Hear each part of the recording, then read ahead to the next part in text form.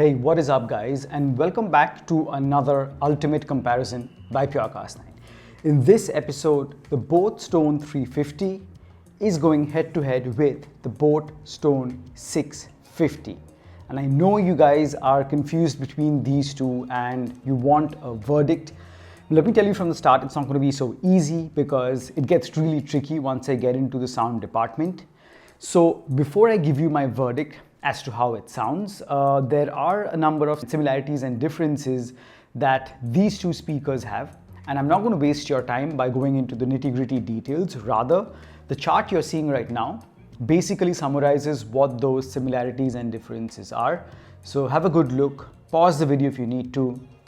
Got it? All right. So these two, first of all, let me say that as a consumer speaker, these both are really good choices. But before I give you the breakdown as to how they sound, from the get-go, these two have absolutely different form factors. So while the Boat Stone 650 has a brick form factor, the Boat Stone 350 is a cylindrical speaker. The 650 has front-firing speakers, so the drivers are over here, and it's got a bass radiator at the back.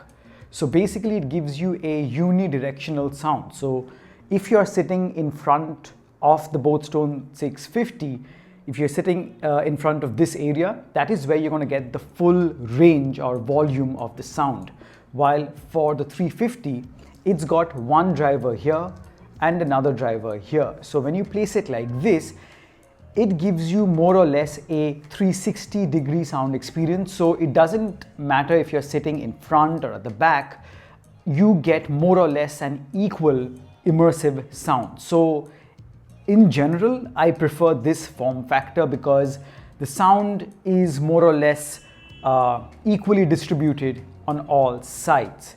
Now this has got a single bass radiator at the back, while the 350 has a bass radiator at the top and one at the bottom. Now whether or not that makes a difference, I'll get to once I give you my breakdown as to how it sounds.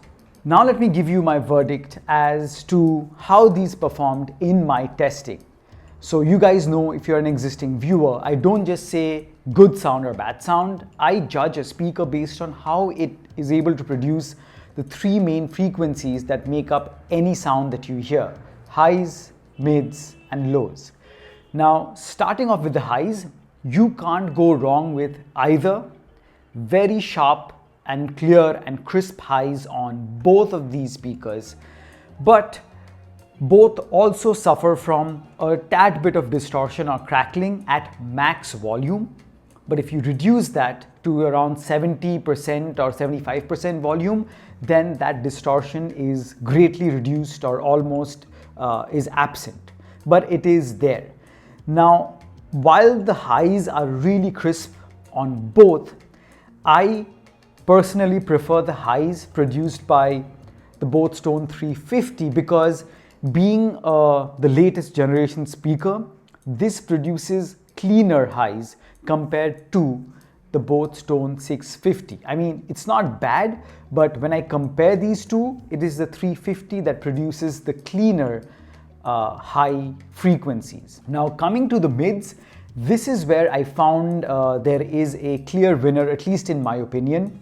Now both produce very good mid frequencies or vocals, but compared to one another, the Boat Stone 650 has its mid frequencies a bit muffled with the high and low frequencies. So there is less separation between the high and mid and bass frequencies in the 650 compared to the 350, which has far superior separation between the highs, mids, and lows. So vocals are good on both, sharp and audible, but the 650 is, in comparison, it sounds like it artificially brightens and sharpens the vocals to a greater extent compared to the Boat Stone 350 that sounds, in comparison, more natural. So again, I prefer the vocals or the mid frequencies produced by the Boat Stone 350. Yes, I had said in comparison to the Portronic Sound Drum in that comparison video that the vocals do sound hollow at times. It doesn't have the natural warmth. Now that goes for both of these, but when I compare them, I prefer the 350's rendition of the mid frequencies better. Coming to the bass, this is again a bit surprising because the Boat Stone 650 has, in comparison to the 350, a better thump. It's got a better punch in the bass response compared to the Boat Stone 350 that produces, I would say, a much more balanced bass response. It is not as much as I would have wanted. So when I was listening these two side by side, it was the Boat Stone 650 that had a better punch or thump in the low or the bass frequencies compared to the Boat Stone 350. But if you want that extra punch and thump, you should go for the Boat Stone 650. But comparing the overall frequency response, I would go with the Boat Stone 350 because it has far greater separation between the high, mid and bass frequencies compared to the Boat Stone 650 that more or less, I would say, muffles up these frequencies. There is lesser separation compared to the 350 that sounds much more natural and pleasing. Don't get me wrong, both get loud and both are good for watching movies and listening to music, but for a longer period of time, if you're listening for long listening sessions, I would choose the Boat Stone 350. First of all, that's surround sound in the sense that you get equal sound distribution thanks to the cylindrical design, and because of its more balanced and better rendition of the three frequencies compared to the Boat Stone 650.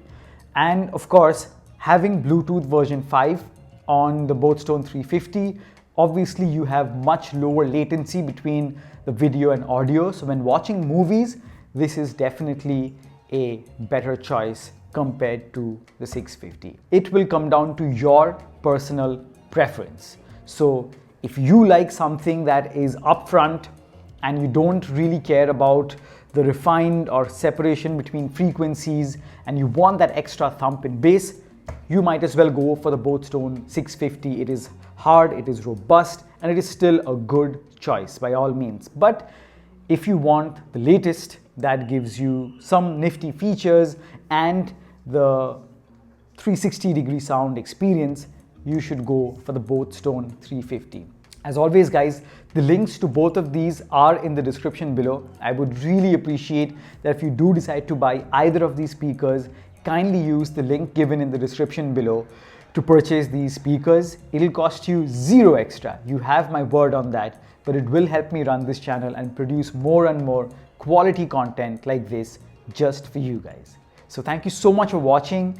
Hit like on this video if you've enjoyed it, share it with your friends, subscribe to Purecast 9, and for now, enjoy the sound test. Let me know in the comments below what you think of them, and as always, I'll catch you guys in the next one. Cheers.